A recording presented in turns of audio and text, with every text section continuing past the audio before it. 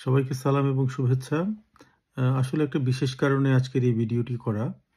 ওটা হচ্ছে আপনারা সবাই নিশ্চয়ই শুনেছেন বা যারা পত্রপত্রিকা পড়েন বা নিউজ নিয়মিত দেখেন টিভিতে যে মাত্র ৩ দিন আগে লিবিয়ার উপকূলে ২৩টি মরদেহ ভেসে এসেছে এবং আ সবাই ধারণা করছে যে এই ২৩টি মরদেহের সবগুলোই আসলে বাংলাদেশীর।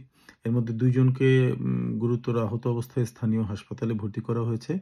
লিবিয়ার যে বাংলাদেশের যে রাষ্ট্রদূত, বাংলাদেশী রাষ্ট্রদূত তিনিও কনফার্ম করেছেন যে এই মরদেহগুলি সবই বাংলাদেশীদের এবং আ যে এখন পর্যন্ত যতটুকু তথ্য পাওয়া গেছে তাতে একটি নৌকা বাংলাদেশ থেকে লিবিয়া হয়ে আসলে ইটালির দিকে যাওয়ার জন্য রওনা হয়েছিল। কিন্তু পথিমধ্যে নৌকাটি ডুবে যায়। সেখানে সর্বমোট ৫৭ জন যাত্রী ছিল এবং নিশ্চিত ধারণা যে বাকি যে যাত্রীরা তারা সবাই ছিলেন বাংলাদেশী।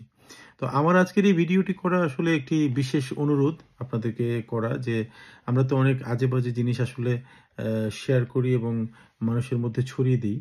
অ্যাম বিষয় হচ্ছে যে আমার এই মেসেজটা আমাদের উপকূলবর্তী যে অঞ্চলগুলি আছে প্লাস হচ্ছে প্রত্যন্ত যে গ্রামগুলি যেখানে আসলে খুব বেশি এখনো পর্যন্ত আধুনিকায়ন হয় নাই এবং মানুষজন দরিদ্র এবং তারা খুব সহজে প্রলুব্ধ হয়।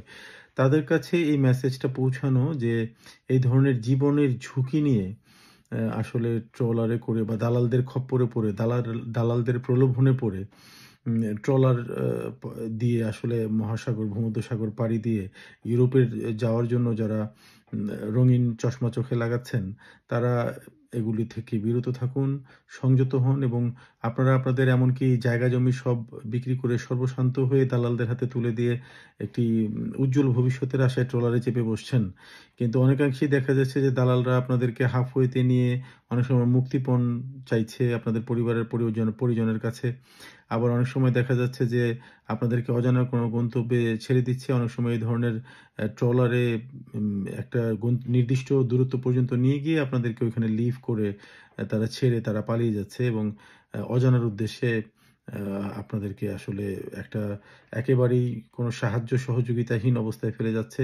অনেক সময় এই ট্রলারগুলি ডুবে যাচ্ছে এবং এগুলিতে আসলে খুব বেশি ফ্যাসিলিটিসও থাকে না এবং অনেক সময় একেবারে মেরামতহীন আপনার ট্রলার দিয়েও তাদেরকে উম তাদেরকে উঠিয়ে দিচ্ছে। তো এই যে জিনিসগুলো আপনারা বেটার যে বেঁচে থাকবেন ভাই আপনারা এই এইভাবে আ নিজেদের সবকিছু না খুইয়ে বরং একটা চায়ের স্টল দিয়ে বাংলাদেশে থাকুন, ওইখানে ব্যবসা করুন, ছোটখাটো ব্যবসা করুন, তবু সম্মানের সাথে বেঁচে থাকুন। কিন্তু একবারে মরে যাওয়ার চেয়ে এভাবে আসলে একটা অন্য কিছু করে বাংলাদেশেই থাকা বেটার।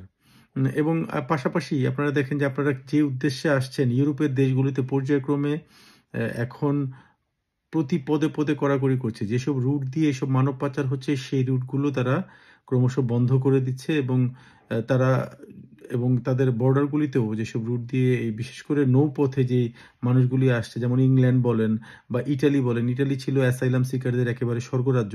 কিন্তু এখন ইটালি সরকারও আসলে ক্রমাগত চাপে তারা এই অবস্থান থেকে সরে যাচ্ছে। কারণ ডানপন্থীরা আস্তে, আস্তে ইউরোপের সব দেশের রাষ্ট্র ক্ষমতাগুলি দখল করছে এবং তাদের উত্থান দিনে, দিনে উপরের দিকে এবং ইংল্যান্ডেও দেখেন আপনার আপনি যদি কোনোভাবে বেঁচে বর্তে চলেও আসেন, তারপরেও কিন্তু আপনার এখানে আসলেই যে আপনি একেবারে খুব ভালোভাবে থাকতে পারবেন, এমনও হতে পারে যে আপনার অ্যাসাইলাম যেটা গ্র্যান্ট হলো না, উইদিন 2 ইয়ার্স আপনাকে আবার ব্যাক করে বাংলাদেশে চলে যেতে হচ্ছে। কারণ এখন ইংল্যান্ডেও লেবার গভর্নমেন্ট আসার পরে ধরপাকড় শুরু হয়েছে এবং প্রচুর পরিমাণে মানুষকে তারা আসলে গত ৩ মাসে প্রায় ১৬,০০০ মানুষকে তারা ডিপোর্ট করেছে।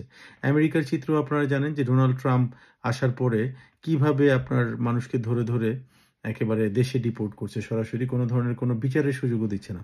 সো আমার অনুরোধ থাকবে যে আপনারা দালালদের প্রলোভনে পড়বেন না এবং দালালরা যদি আপনাদেরকে কোনোভাবে প্রলুব্ধ করার চেষ্টা করে, আপনারা সরাসরি আইনের আশ্রয় নিন এবং এই দালালদেরকে ধরিয়ে দিন যারা মানুষকে মিথ্যা প্রলোভন দেখিয়ে ইউরোপে আসার জন্য এই ধরনের ঝুঁকিপূর্ণ রুটগুলিতে মানুষকে পাঠিয়ে দিচ্ছে। আশা করি সবাই ভালো থাকবেন এবং আমার এই মেসেজটি বাংলাদেশের মানুষের কাছে পৌঁছে দেওয়ার ক্ষেত্রে আমাকে সহযোগিতা করবেন এবং আমার পেজটি ভালো লাগলে উপকৃত হলে লাইক এবং ফলো দিয়ে পাশেই থাকবেন। আপনাদের সবার সুস্বাস্থ্য কামনা করে আজকের মতো এখানেই শেষ করছি। ধন্যবাদ সবাইকে।